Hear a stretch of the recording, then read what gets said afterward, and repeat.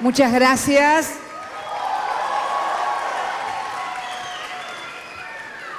Muy buenas tardes a todos y a todas. Querida Dilma Rousseff, presidenta legítima de la República Federativa del Brasil.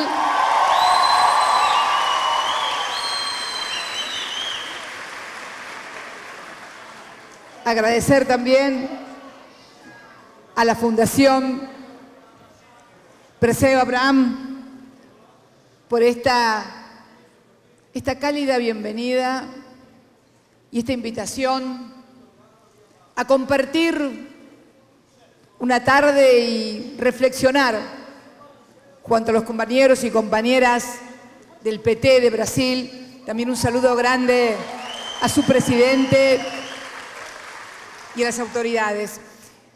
La verdad que cuando me invitaron y vi el temario, el neoliberalismo, el retorno del neoliberalismo, la lucha en América Latina,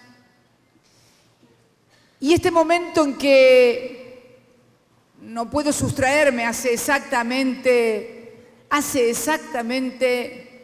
un año, a esta misma hora,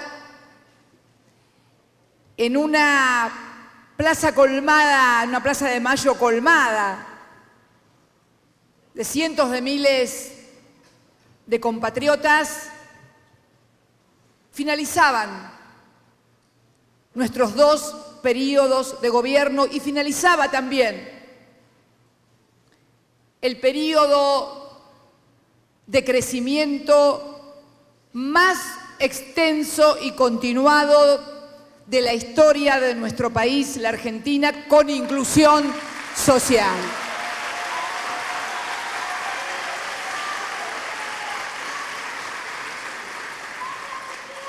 Dilma hablaba hace unos instantes de ese periodo histórico de aproximadamente 15 años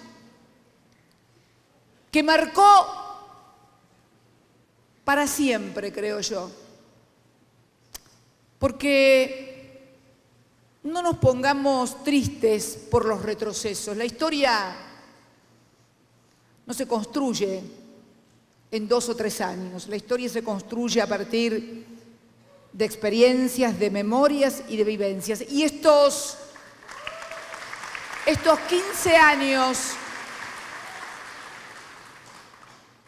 de gobiernos nacionales, populares y democráticos han marcado, creo yo, definitivamente la vida de la región. Creo que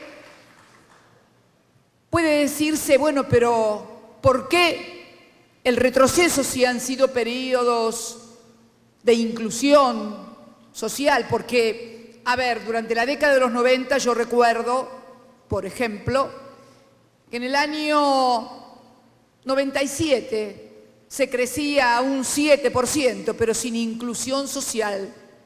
Cada vez más gente excluida de los sistemas jubilatorios, del trabajo formal, de la educación, de la universidad. ¿Cómo podemos decir que terminamos exactamente hace un año en nuestro país, en la República Argentina? Ese 9 de diciembre, la Argentina había registrado en el tercer trimestre del año el índice de desocupación más bajo de las últimas décadas, 5.9 de desocupación marcaba el tercer trimestre. El nivel también de endeudamiento, algo que fue clave y que fue endémico, un peso en todas las democracias latinoamericanas, algunas de ellas terminaron muy mal en lo que se denominó la década perdida, allá por los 80, ante el estrangulamiento de la deuda, la imposibilidad del pago y procesos democráticos que se frustraron a partir de la inviabilidad por el peso de la deuda. De hecho, Néstor Kirchner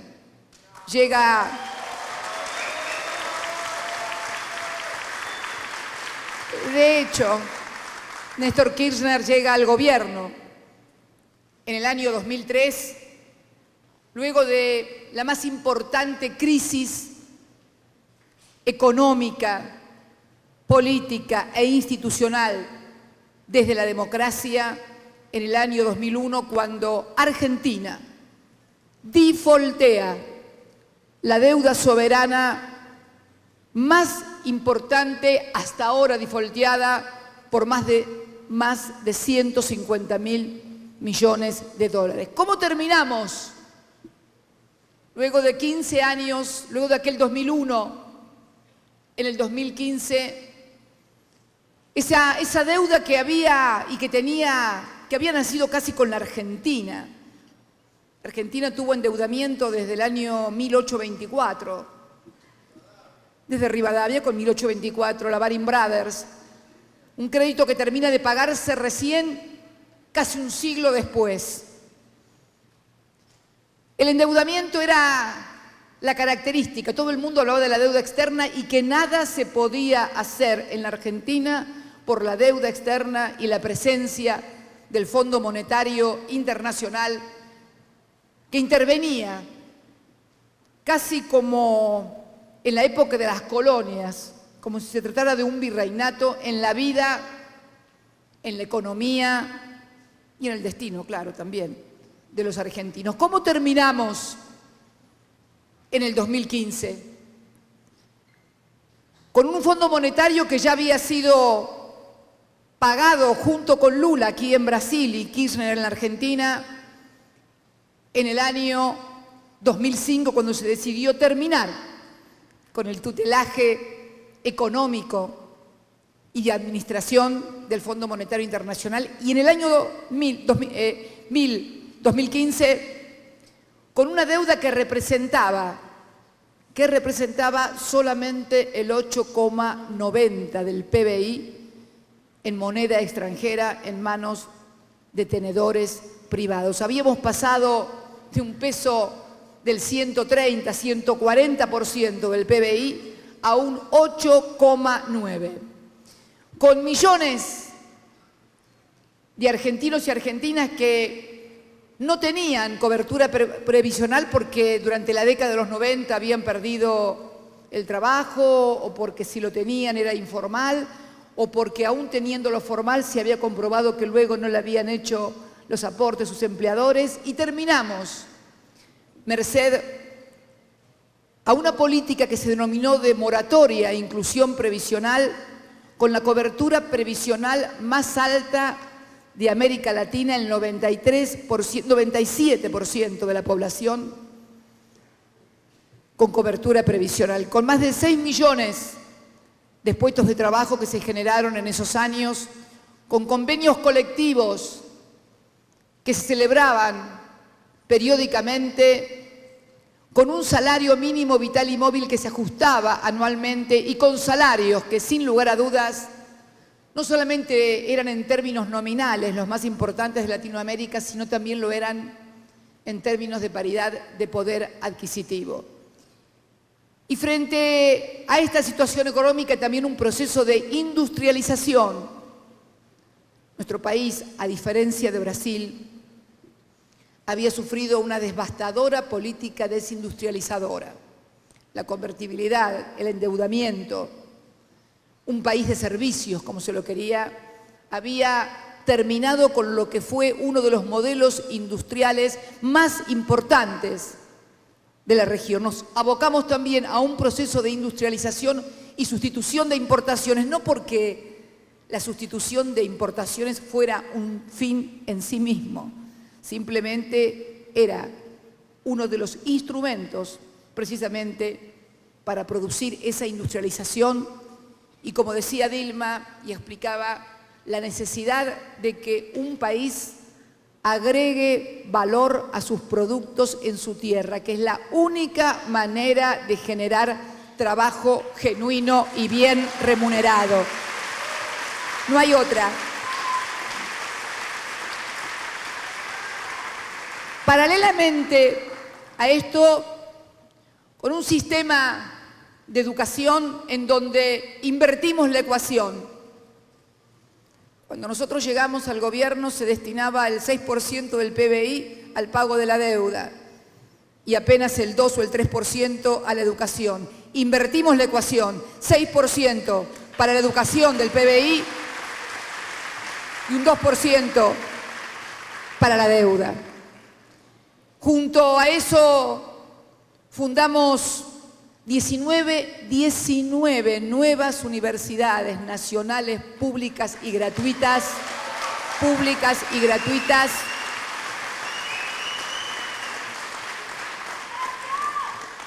que se enclavaron en las zonas más densamente pobladas y tal vez con mayor necesidad de destinar recursos para que los jóvenes que no podían ir a las universidades tradicionales pudieran tener acceso a estas universidades, lo cual permitió que cientos de miles de jóvenes fueran los primeros ingresantes de su familia en estudios superiores. Los hijos de los obreros, como esta que está hablando, que era hija de trabajadores, llegó a presidenta porque pudo ir a una universidad nacional pública y gratuita. El programa de Conectar Igualdad, que significó que nuestros jóvenes, nuestros chicos en las secundarias pudieran tener sus computadoras, sumado a un programa de distribución, más de 90 millones de libros gratuitos se distribuyeron en los colegios públicos de nuestro país, permitiendo el acceso a bienes. Esto provocó, junto al acceso a la salud, junto a una revitalización del rol de los organismos como el PAMI destinados a la cobertura de salud de nuestros viejos, los propios sindicatos que revitalizados a partir de nuevos cotizantes pudieron volver a dar beneficios a sus afiliados de los cuales no habían podido dar cuenta en los años 90 porque había caído la cantidad de afiliados. La UOCRA, que agrupa a los trabajadores de la construcción, llegó a tener apenas 70.000 u 80.000 cotizantes contra el casi medio millón que lograron durante nuestra gestión. Eso se replicó en todos y cada uno de los gremios, provocando algo que caracterizó al peronismo como el movimiento popular nacional en nuestro país y que es nada más ni nada menos que la movilidad social ascendente, según le dicen los sociólogos, y que nosotros, los militantes, le decimos oportunidad para mejorar la calidad de vida para todos nuestros compatriotas, de manera tal que la pobreza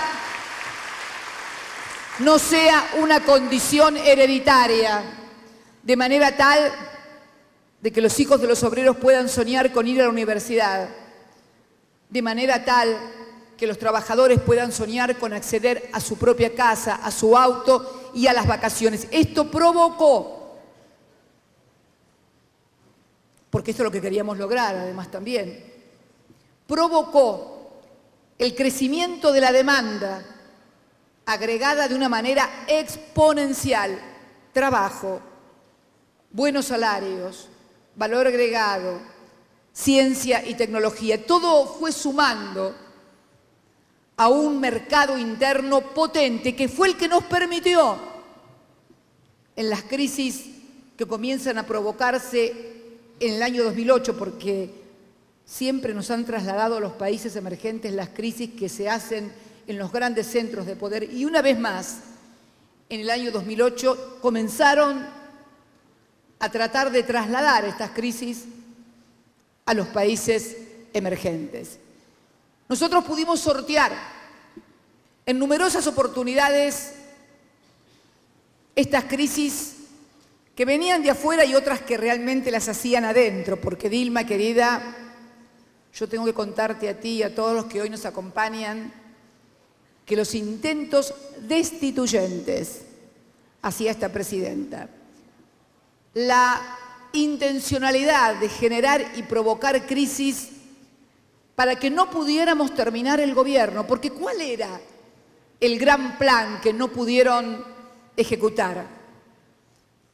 Que no termináramos el gobierno, que se provocara una crisis económica, social, de manera tal de que nadie más intentara tan siquiera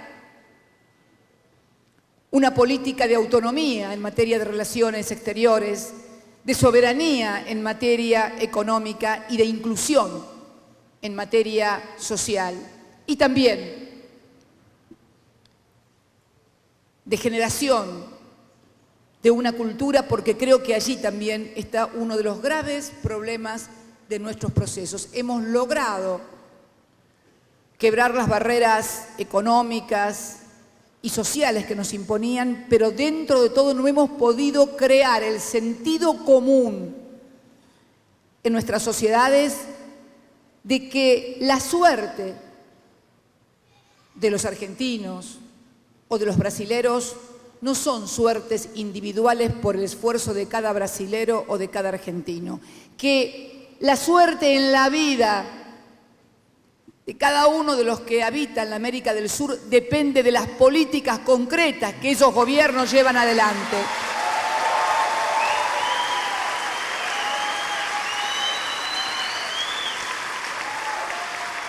Y creo que este es el desafío. A un año de aquel día, la Argentina está llegando a tener casi 2 dígitos de desocupación. En la ciudad de Buenos Aires ya tiene 2 dígitos la desocupación. En numerosas y populosas ciudades ya también se ha superado los 2 dígitos de desocupación. El nivel de endeudamiento vertiginoso en este año ha ido de una manera exponencial. En apenas un año se han endeudado en 50.000 millones de dólares en moneda dura y 92.000 millones de dólares en total, contemplando instrumentos financieros. ¿Para qué? Para financiar el déficit que toda la vida dijeron que nosotros teníamos. Nosotros terminamos con un déficit de 1.9, déficit que era un instrumento contracíclico contra las crisis. Cuando el Estado está en crisis, porque desde afuera se modifican las relaciones de intercambio, el ingreso de inversiones, etcétera, tiene que estar el Estado con los instrumentos económicos que cuenta, y el déficit, en tanto y en cuanto no se dispare, constituye un instrumento para poder sortear esas crisis. 1.9 teníamos de déficit. Hoy está cerca de los 5 puntos el déficit aprobado por presupuesto. ¿Cómo se ha financiado eso? Con endeudamiento. Endeudamiento para financiar gastos corrientes. Fíjense, los que eran el mejor equipo y venían a administrar el país han endeudado al país para financiar los gastos corrientes. Nosotros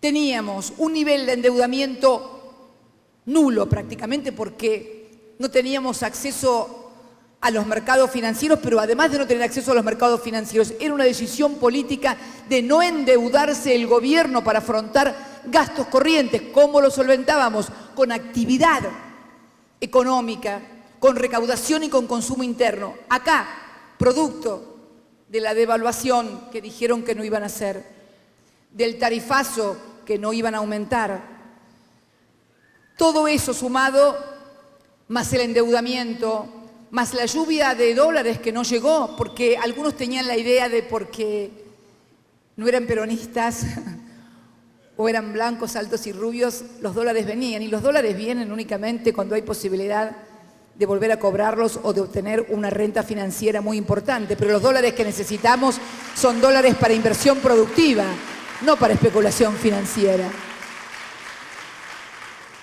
A un año, ¿cuál es el paisaje urbano de nuestro país? Además, y me olvidaba, Dilma, hablabas de exoneración de los impuestos a los sectores más pudientes. Se produjo por decisión política del gobierno la transferencia de recursos más importante de la que se tenga memoria de los sectores que están en la cúspide de la pirámide económica en detrimento de las arcas del Estado.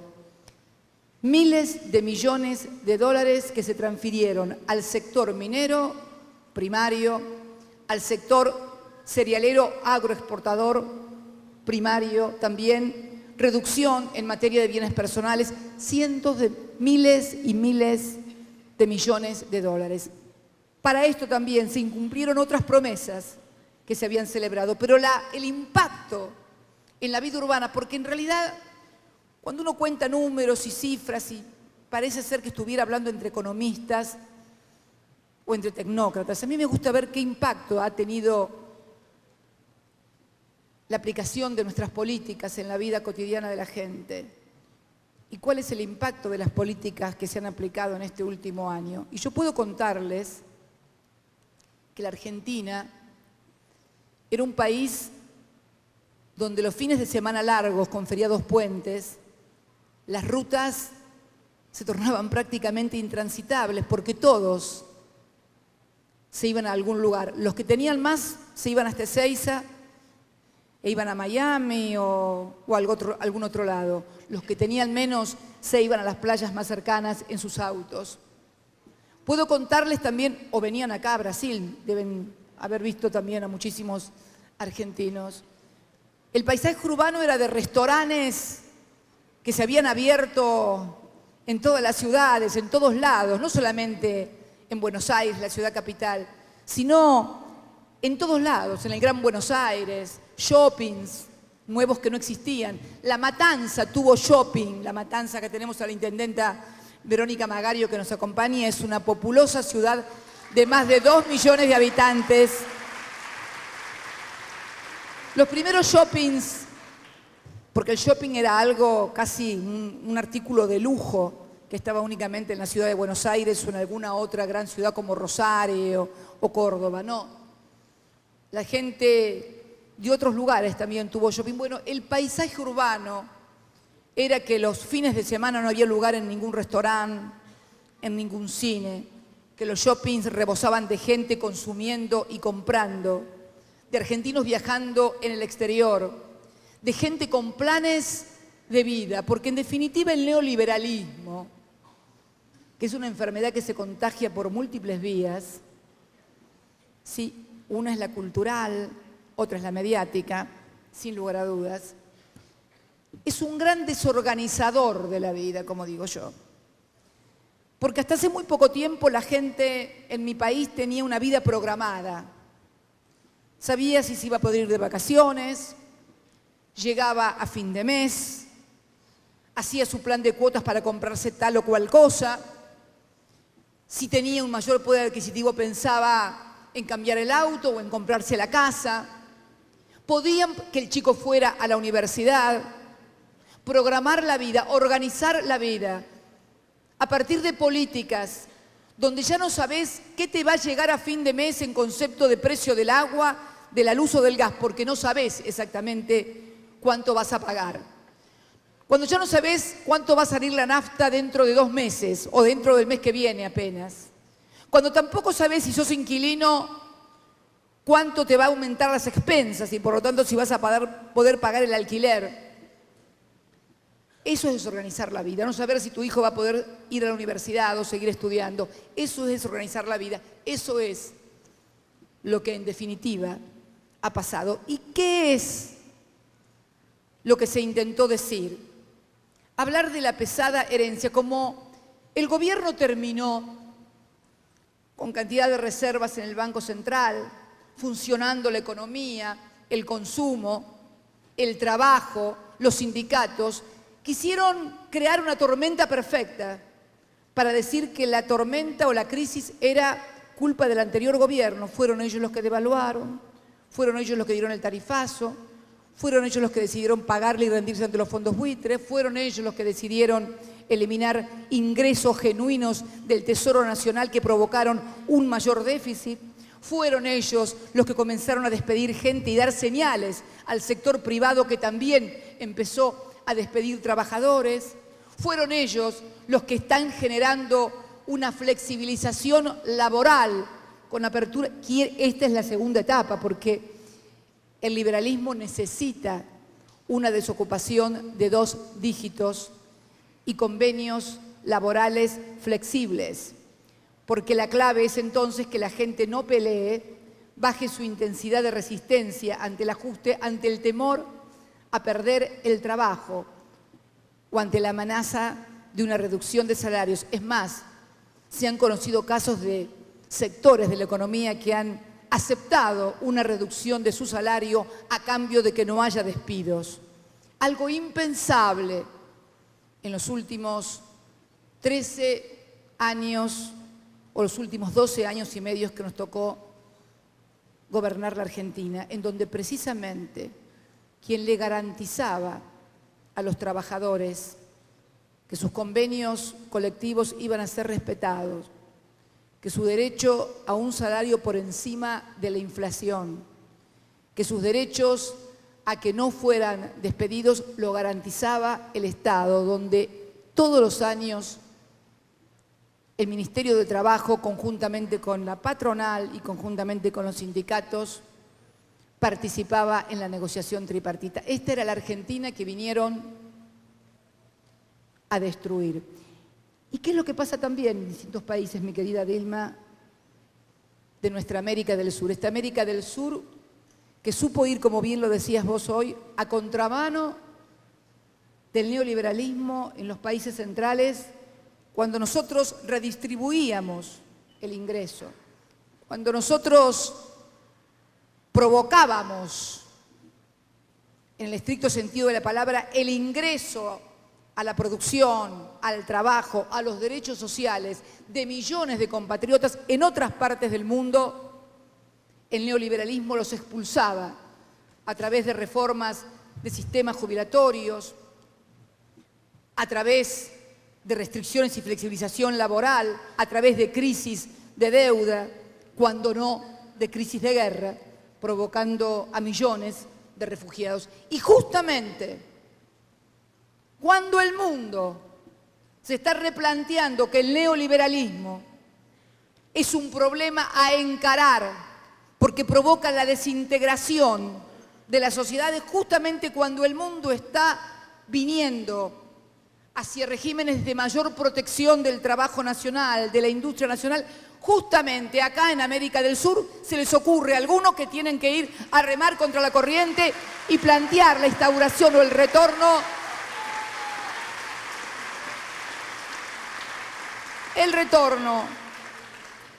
de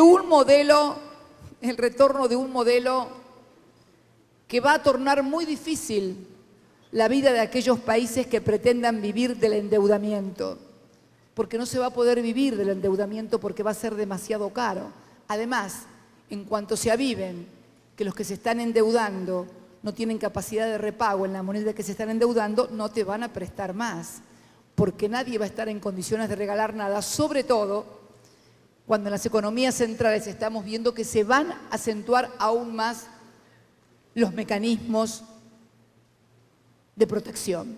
Pero la pregunta inevitable que surge, ¿por qué es que las sociedades que han vivido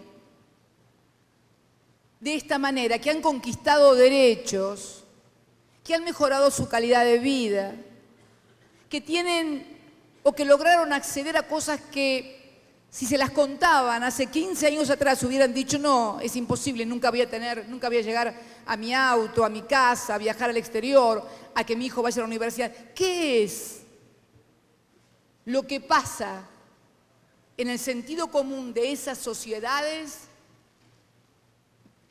que pueden, como dice Francisco el Papa, marearse y no darse cuenta de algunas cosas.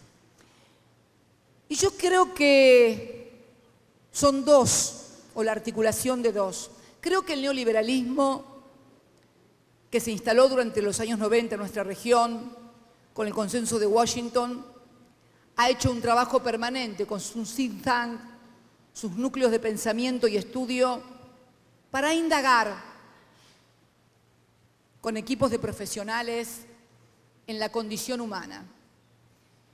De modo tal que a través de formidables aparatos mediáticos de comunicación, crear un sentido común en la población de que las cosas que han logrado no se deben a que hubo un gobierno o políticas que le dieron las oportunidades para tener esa casa, ese auto, ese trabajo, ese estudio de sus hijos en la universidad.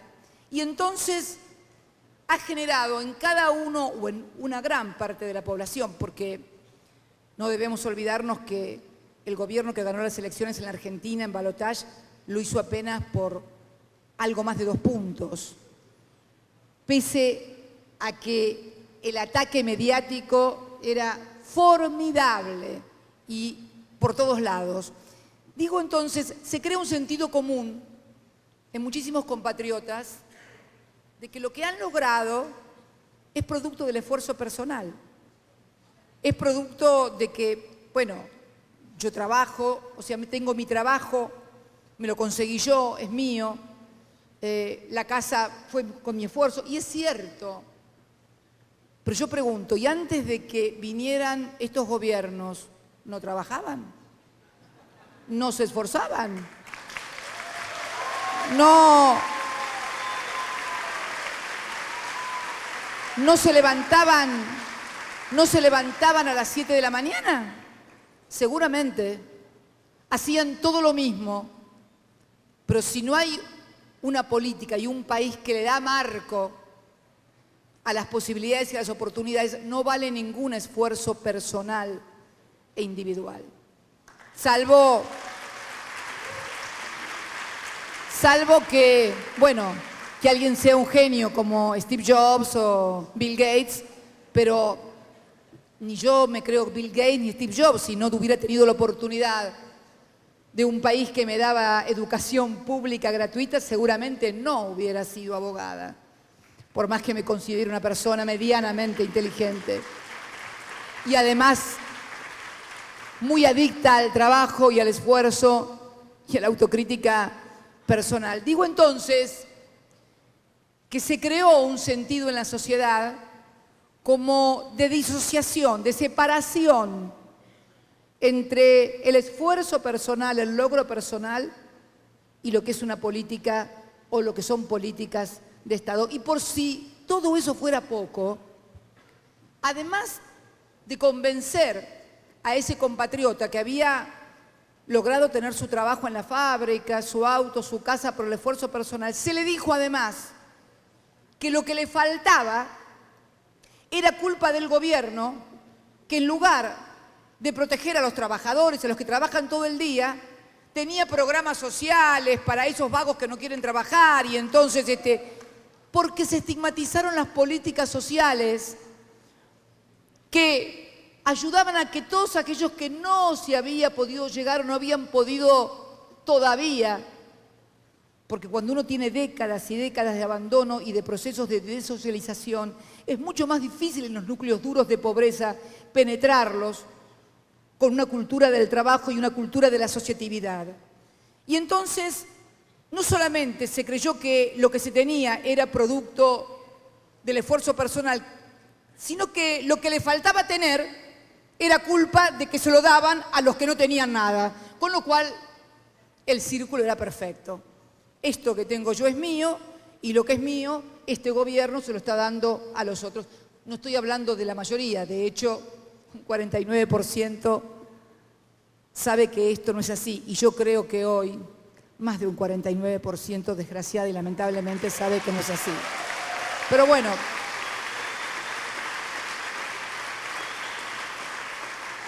¿qué hacer frente a esto, porque claro, el blindaje mediático puede servir para que alguien en campaña electoral prometa el oro y el moro.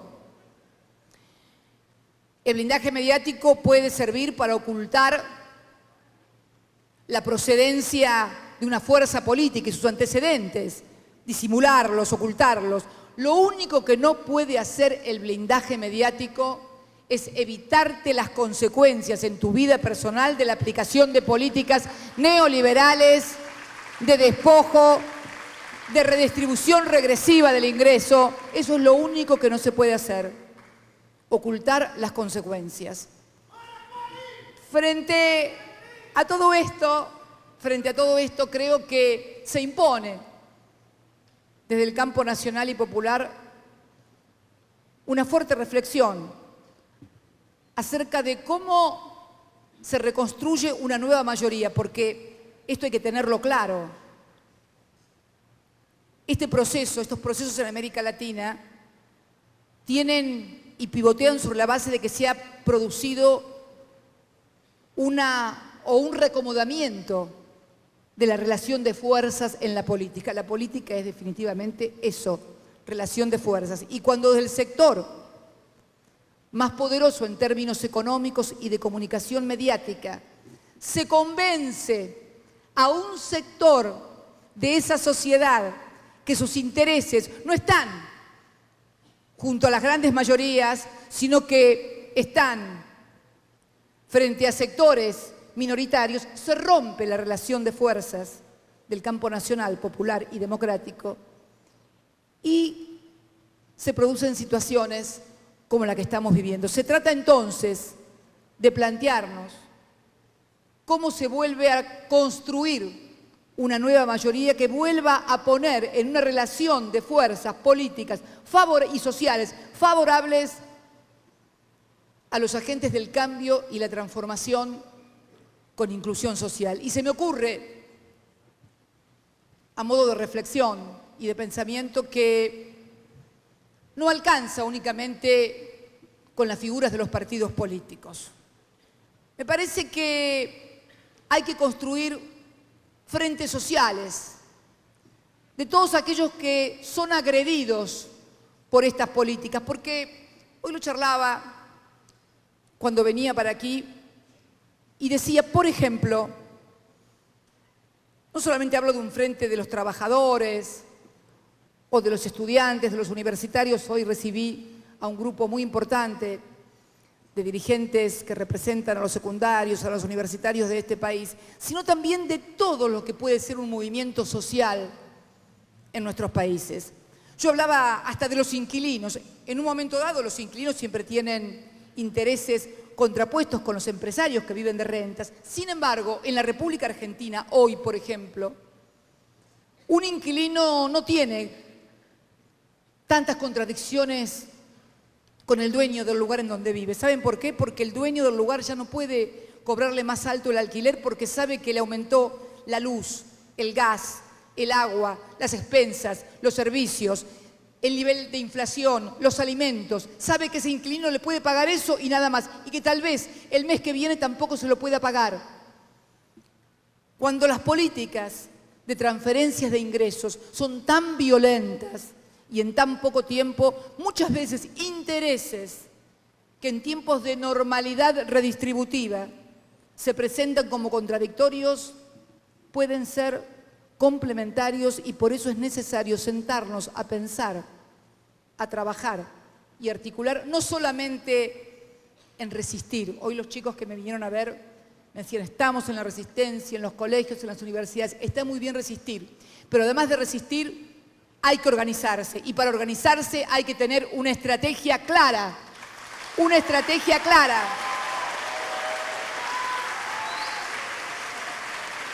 que vuelva a modificar esa relación de fuerzas para aquellos sectores de la sociedad que fueron cooptados, confundidos o como quieran llamarle, vuelvan a replantearse que más allá de simpatías, más allá de prejuicios ideológicos o culturales, nadie te puede convencer que comer una vez al día es lo mejor para estar más flaco, por más que te lo digan por la televisión. Nadie te puede convencer que no salir de vacaciones es bueno para no atosigar las rutas.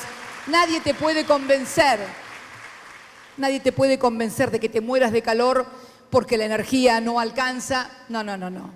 No es así. Nadie te puede convencer que en realidad los problemas de seguridad se arreglan con mano dura y dando palos, porque los problemas de seguridad también tienen que ver con la regresión en la distribución del ingreso, con la pérdida de trabajos, y por lo tanto se hace imprescindible y necesario que desde aquellos que tenemos la responsabilidad por historia, por legado, por gestión, frente al conjunto de la sociedad y fundamentalmente, Dilma, frente a la historia, porque creo que además tenemos también una responsabilidad frente a la historia de volver a reagrupar a todos aquellos que confundidos, molestos o enojados les hicieron creer que la vida puede vivirse únicamente con globitos, con felicidad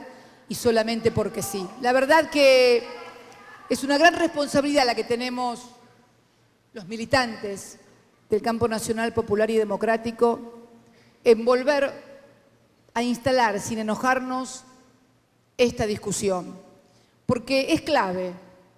Y yo creo que esto va a ser posible en la medida que se sigan aplicando estas políticas, porque yo lo comentaba recién con Dilma, si estas políticas son validadas, en mi país se le dijo a la gente de que, vuelvo a repetir, no iba a haber devaluación, no iba a haber tarifazo, que ningún trabajador, nadie iba a pagar impuesto a las ganancias. En fin, puedo hacer un listado de cosas que se le prometieron y que fueron todas rigurosamente incumplidas.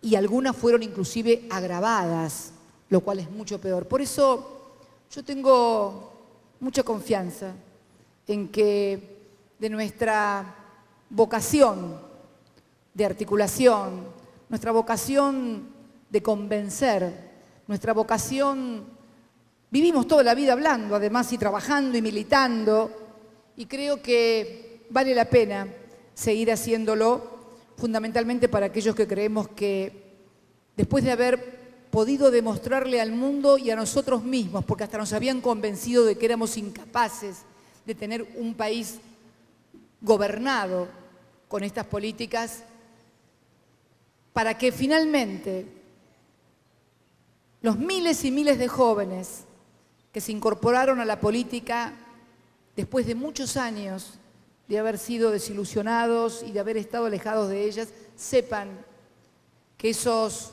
años, esas décadas en las cuales incorporamos a millones de compatriotas, en las cuales nuestra presencia en el mundo fue de igual a igual con otros países, sepan que todo lo que precedió a eso y que fue mucho sufrimiento de nuestros pueblos, con represión, con dictaduras, con desaparición, no fue en vano. Al contrario, por eso creo que vale la pena seguir trabajando y tener estos espacios de discusión, que no deben ser autoindulgentes, ni con nosotros ni tampoco con la sociedad, porque también es necesario interpelar a la sociedad acerca de estas cosas. No puede ser que solamente nos resignemos a que, justificándonos en que los aparatos mediáticos convenzan a la gente, nos neguemos nosotros mismos una discusión y una interpelación con la sociedad a partir de cómo vivían